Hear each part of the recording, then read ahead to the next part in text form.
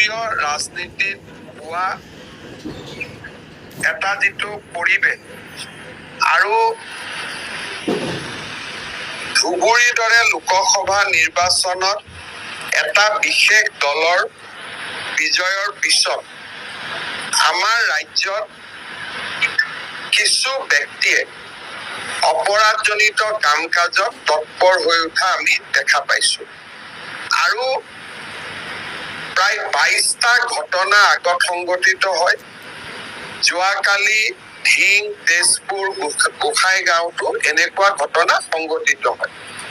এইটো নহয় যে এনেকুৱা বিক্ষিপ্ত ঘটনা আন জিলাসমূহতো নহয়, কিন্তু হঠাতে এই ধৰণৰ ঘটনাবিলাক বাঢ়ি যোৱা আমি দেখা পাইছো আৰু তাৰ পৰিপ্ৰেক্ষিতত আমি ল'বলগীয়া কঠোৰ সিদ্ধান্তসমূহো আমি য'ত যেনেকে পাৰো আমি লৈছো।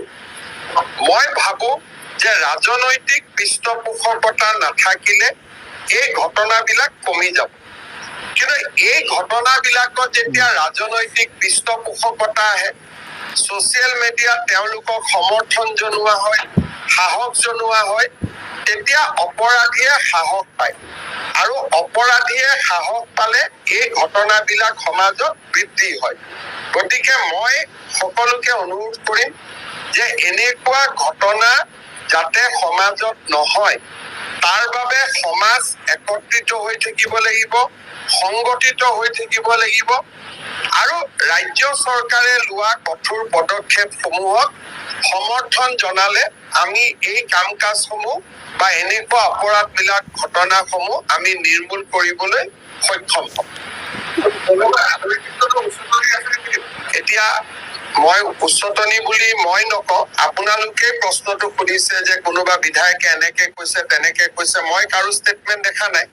আপোনালোকে দিয়া প্ৰশ্নটোৰহে মই উত্তৰ দিছো যে যাতে কোনেও এই ঘটনাক লৈ ৰাজনীতিকৰণ নকৰে।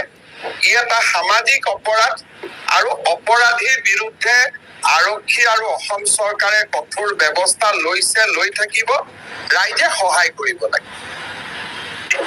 সলিউশ্যন হৈছে অসমীয়া জাতি একতা হৈ থিয় দিয়া। গতিকে অসমীয়া যেতিয়া একতা হৈ থিয় হৈ থাকিব তেতিয়ালৈকে ক'তো অসুবিধা নহয়, আমি চলি থাকিব পাৰিম। কিন্তু আমিয়ে যেতিয়া একতা হৈ নাথাকো তেতিয়া আমি দুৰ্বল হৈ যাম।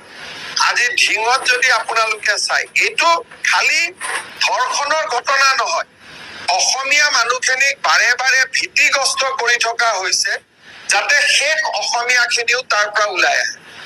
এদিন ঢিং অসমীয়া সভ্যতাৰ পীঠভূমি আছিলে, আজি তাত এতিয়া 10,000 অসমীয়া মানুহ নাই।